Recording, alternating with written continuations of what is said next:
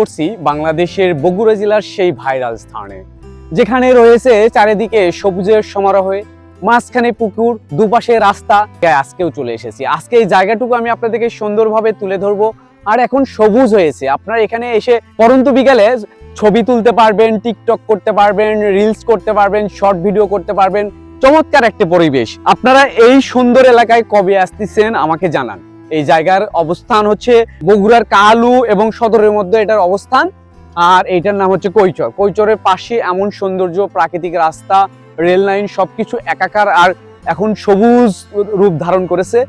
খুব কম সময়ে আপনারা মাত্র 20-25 টাকা ভাড়া দিয়ে বগুড়া শহর থেকে এখানে চলে আসতে পারবেন। বিশেষ করে আজিজুল হক কলেজে যারা পড়াশোনা করেন তারা তো 7 করে চলে আসতে পারবেন।